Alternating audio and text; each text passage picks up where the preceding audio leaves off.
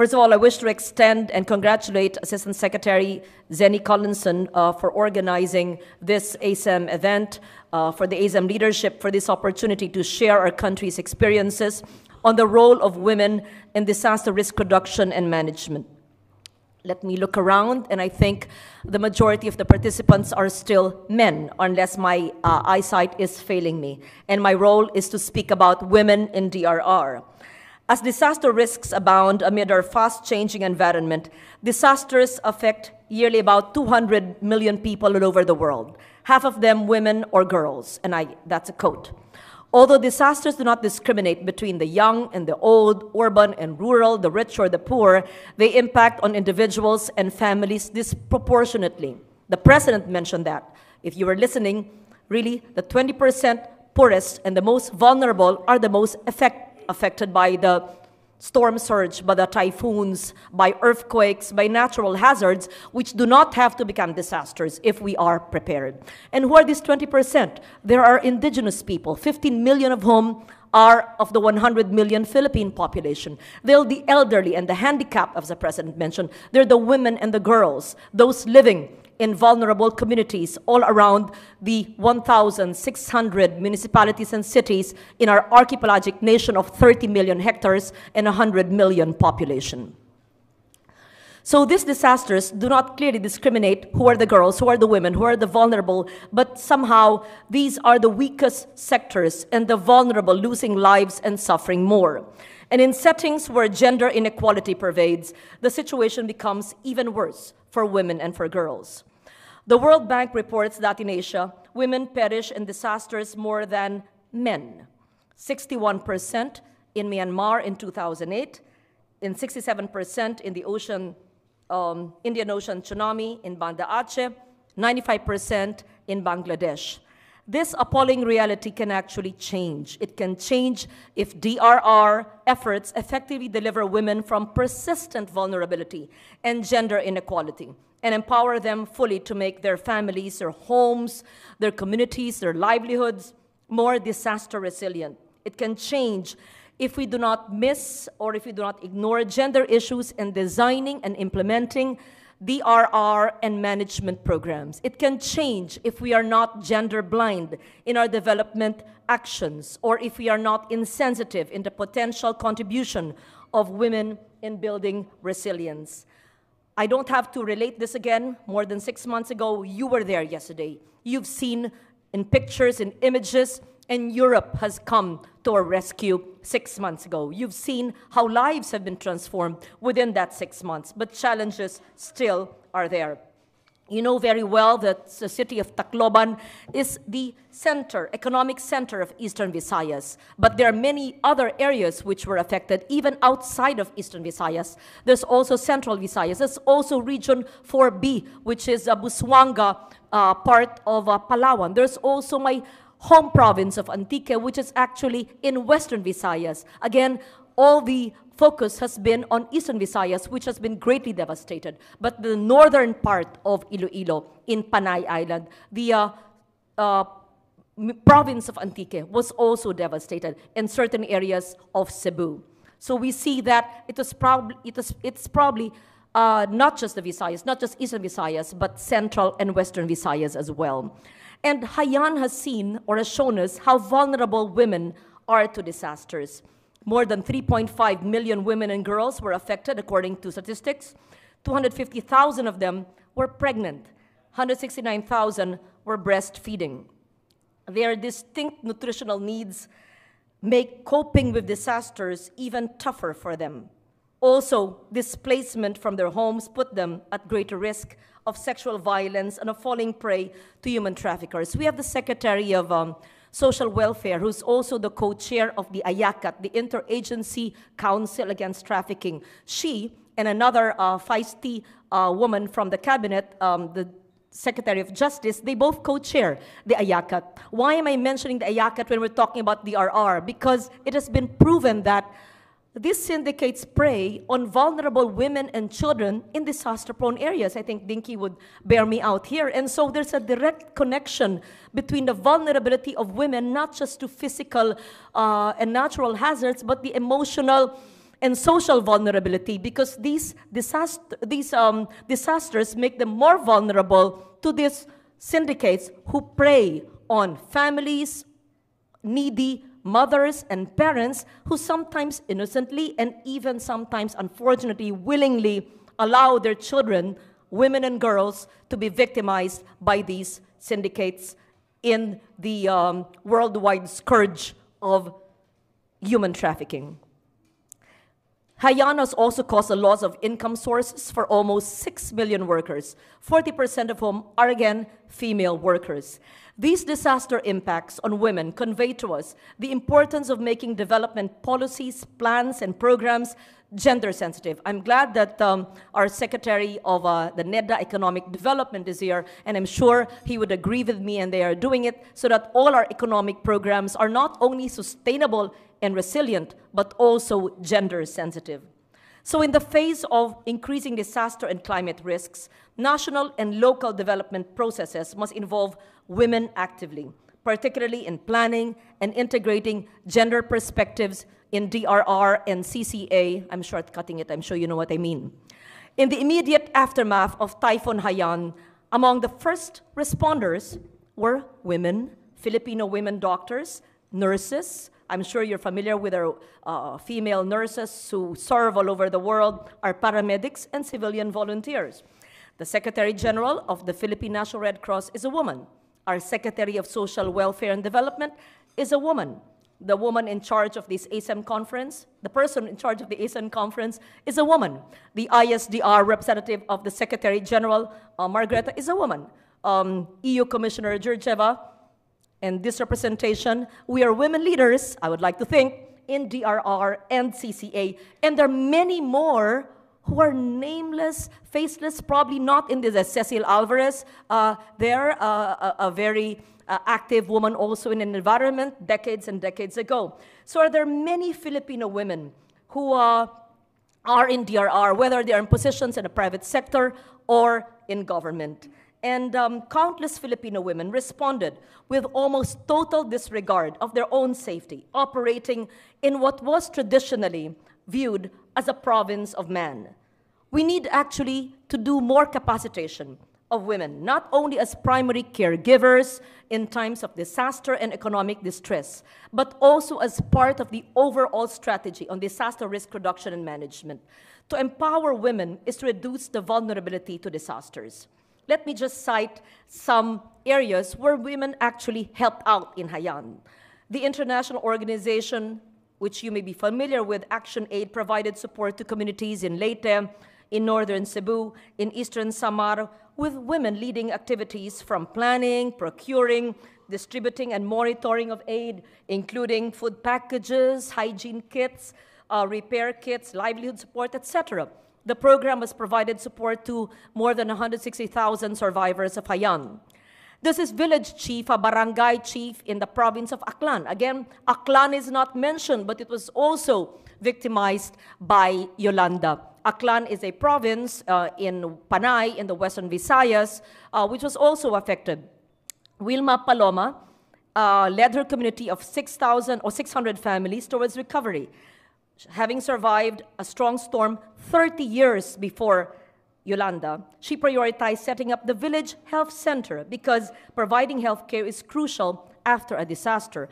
Why am I naming this people you don't know and probably would never meet? Because what I'm saying is that if we have this people in every village, in every community, whether you come from Europe or from Southeast Asia, I think it would be easier and better for us so that the concept or embracing disaster risk reduction will be enhanced and will be made faster and easier. Wilma also mobilized her fellow villagers for Cash for Work projects. The Department of Environment and Natural Resources and the DSWD has a Cash for Work project to provide immediate employment for the victims of Haiyan. And this village worker did with World Vision, which you're all familiar with. With the help of the village council, she encouraged the entire community to join the recovery efforts and enjoined everyone to do their part to make the village whole again. We can see that women also prove themselves effective DRR managers. Just for your information, DRR, disaster risk reduction officers, mandatory under the NDRIMC law, the National Disaster Risk Reduction Management Law of 2010, to be present in every of the 1,600 cities and municipalities all over the country. In the municipality of San Francisco in Camotes Island, I hope there could be a side trip to that, because the barangays and the puroks, which is even smaller than the village, the smallest political unit, were organized way before conferences on DRR were even thought about. In fact, in San Francisco, in Camotes Island, in Cebu, the Vice Mayor Al Arqueliano is a Sasakawa awardee of the United Nations, but 90% of his officers in charge of environmental protection and disaster risk reduction programs in each and every purok are women, since most of the male residents are focused on their jobs, making a living, etc. So we have a vice mayor who was a mayor, who's now a UN awardee. He's with me in most of my forum, and he works with Margareta Wallström as well. He has given his best practices experiences in Geneva. He's a man, but behind him are 90% women heading the puroks. That's probably a good template for other municipalities to follow. So this 2011 Sasakawa awardee for DRR, because of their purok system, it focuses on the vulnerability of every village in the municipality by mobilizing local resources in creating local and practical solutions based on the unique needs. What do I mean? They were at the center of Yolanda, at the center of the eye of the storm. You're asking me, were there casualties? Zero. So in my earlier breakfast meeting with Margareta, she said, it is a good example or template perhaps, not to pinpoint political blame on anybody, but to see, why is there a municipality in Camotes, which was also hinulugan, how do you say it, the eye of a storm was also there.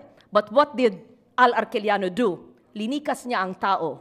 He moved the people voluntarily on their own. They did not ask for foreign aid or from money from the national government.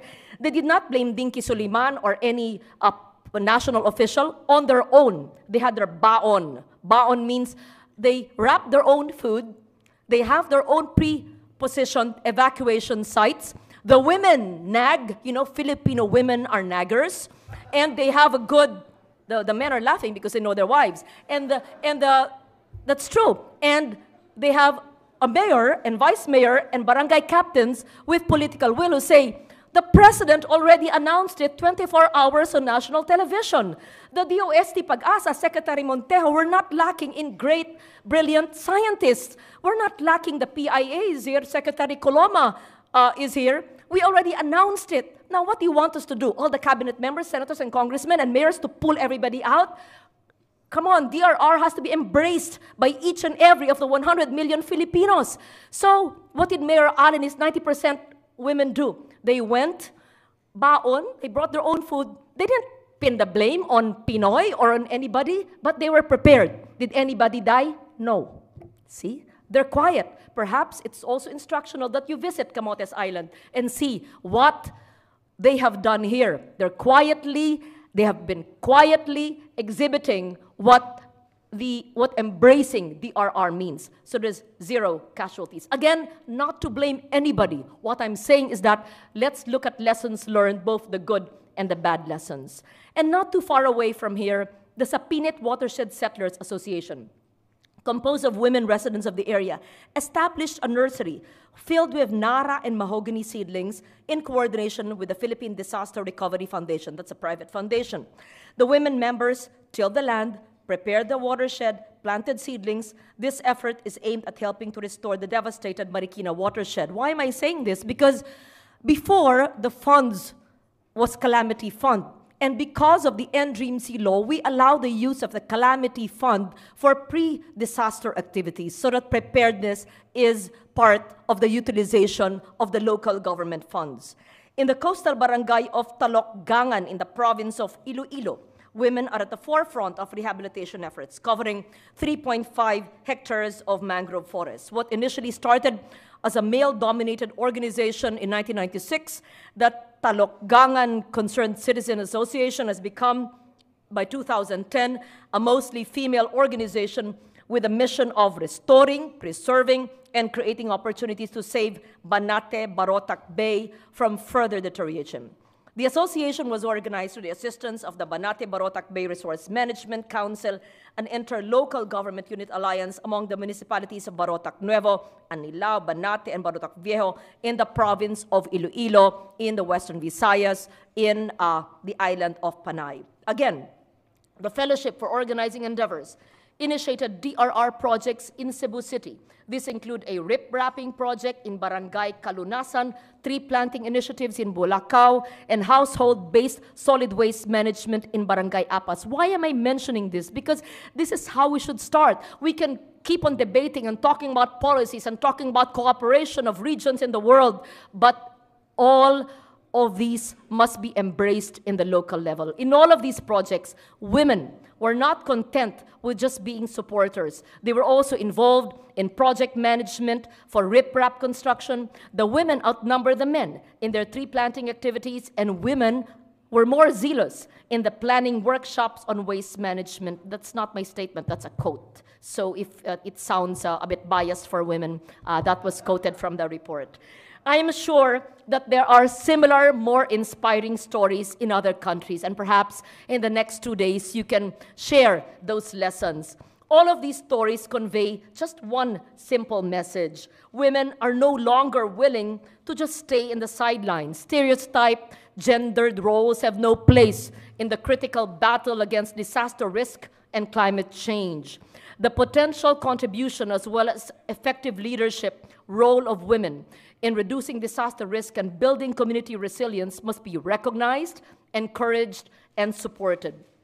Let us provide and ensure the pathways for the inclusion of women in disaster risk reduction and management efforts as active participants, leaders, and decision makers. To harness the strength of women in reducing social vulnerability and increasing local capacity is to ensure the sustainability, the inclusivity, and the resiliency of local and national development pursuits. And to this end, let us align the institutional mechanisms for DRR with the policies that address gender issues, including livelihood development, women's welfare and development, protection from violence, anti-trafficking in women, just to name a few. Let us also ensure that designated sectoral agencies for the welfare and development of women, children, the aged, and persons with disabilities work closely and constructively with disaster management authorities. Let us recognize and empower women as agents of solutions and resilience, indispensable holders of valuable knowledge and skills, and able leaders of change from the grassroots level to the global stage. These let us pursue altogether to achieve the meaningful change the Filipino people truly deserve. And allow me once again to welcome all the delegates and the participants of ASEM today. Thank you. Mabuhay.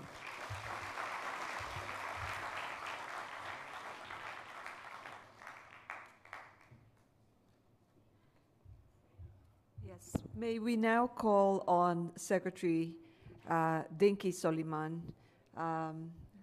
Secretary for Social Welfare and Development, to take the floor. Thank you.